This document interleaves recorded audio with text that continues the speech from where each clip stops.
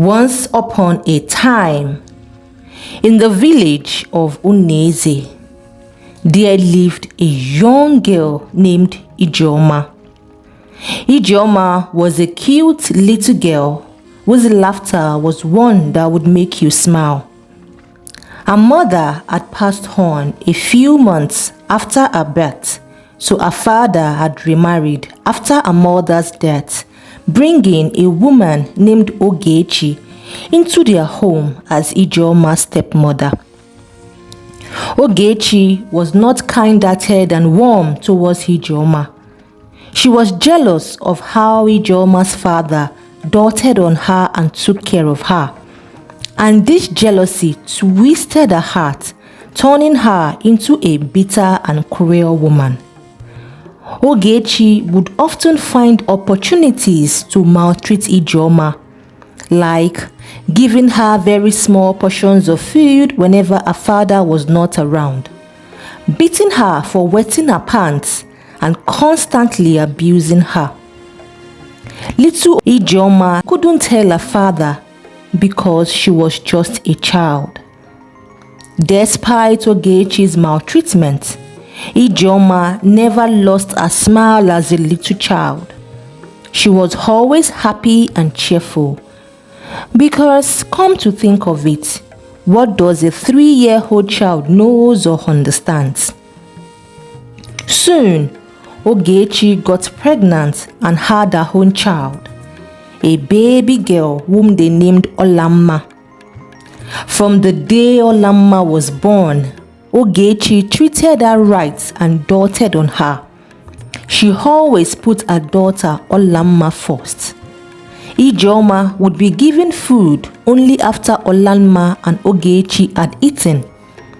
From that tender age of 6 years, Ijeoma became Ogechi's maid, running errands for her and doing chores that were older than her age. This continued till Ijeoma clocked 14 years and Olamma 11 years.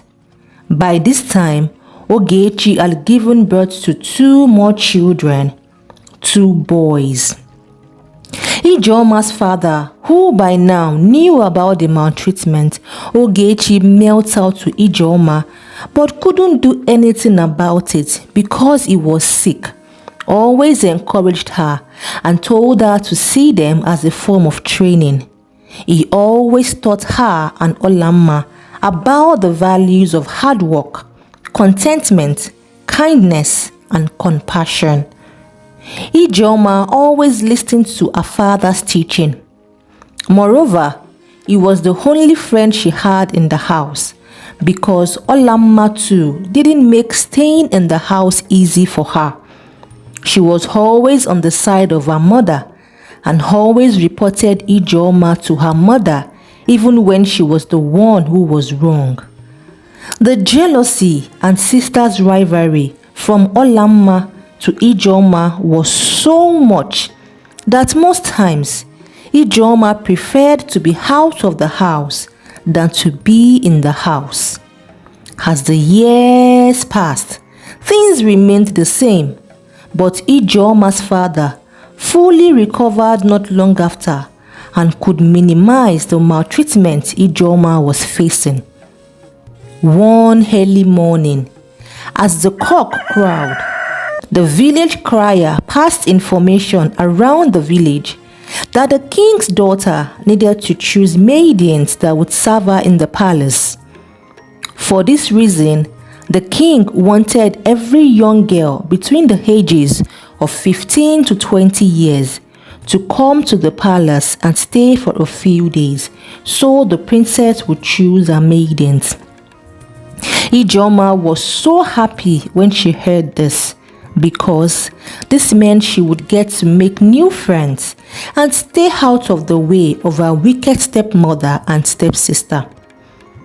Now left to Ogechi, Ijeoma would not go to the palace to see if she could be picked, but because it was a request from the king, she could do nothing about it other than allow both her and Olamma to go.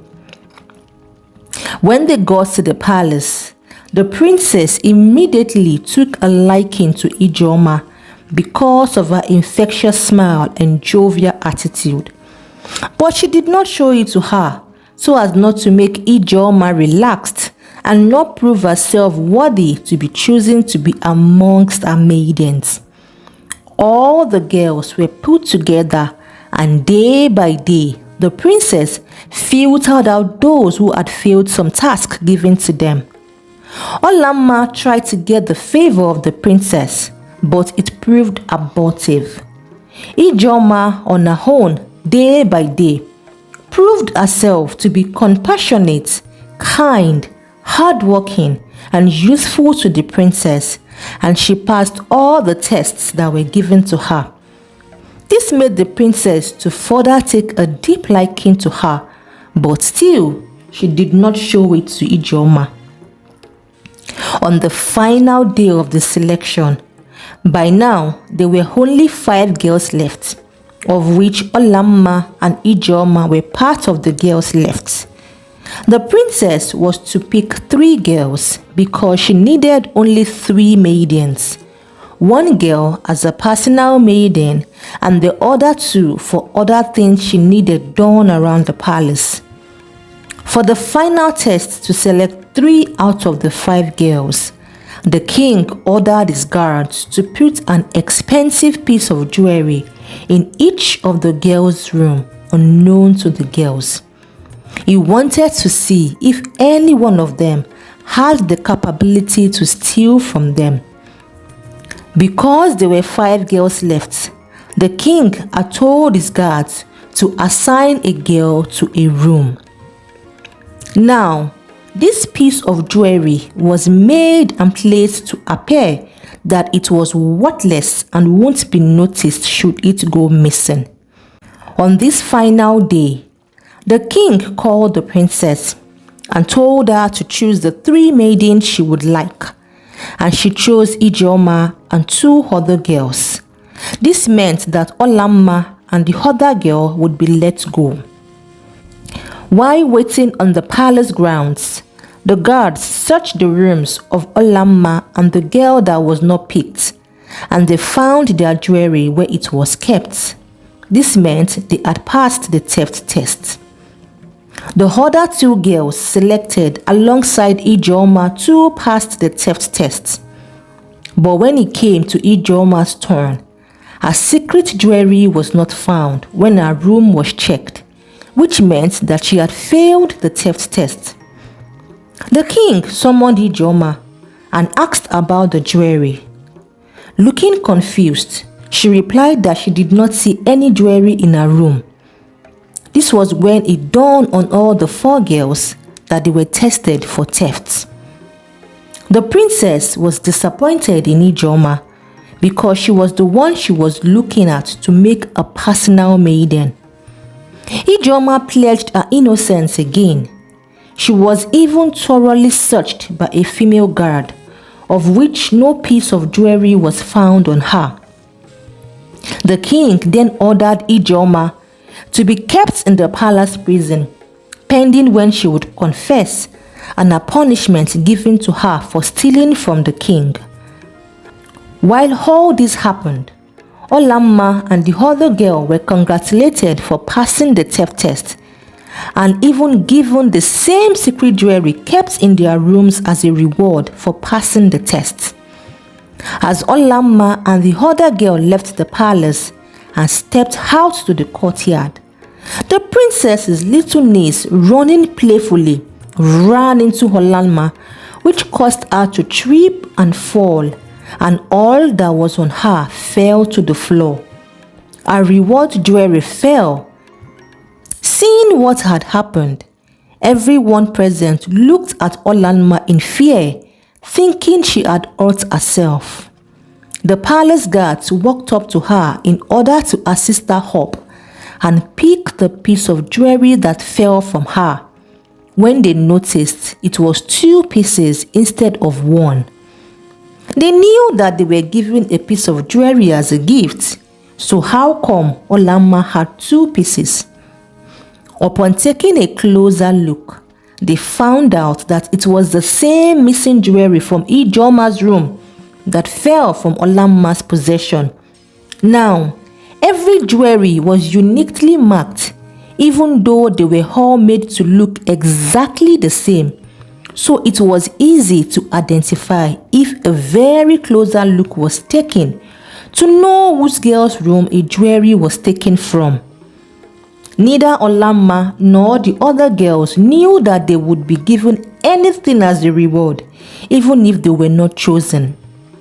Olamma had purposely stolen the jewelry from Ijeoma's room, so it would look like Ijeoma was the one that stole it, and in turn would be punished for it and sent away from the palace.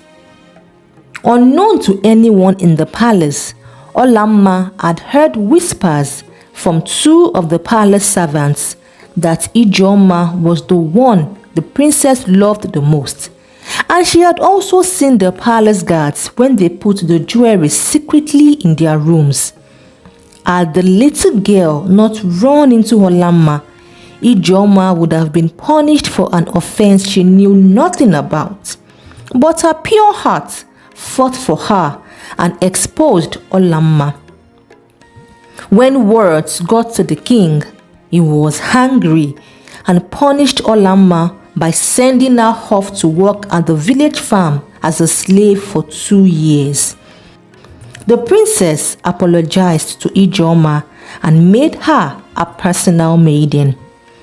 Ijeoma's father, when he heard of what happened, was happy that at last Ijeoma's pure heart prevailed over Olamma and her mother's wickedness.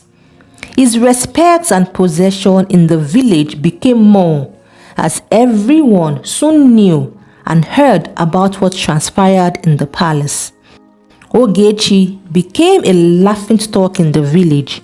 She was so embarrassed of what her daughter Olamma had done that she left the village one day with one of her sons, leaving the other one in the care of her husband.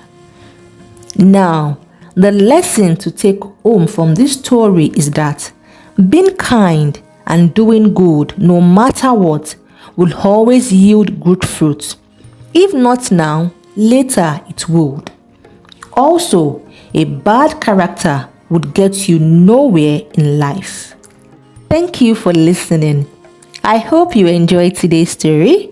Please give the subscribe button a gentle tap to subscribe to our channel. It is free and it helps us to grow.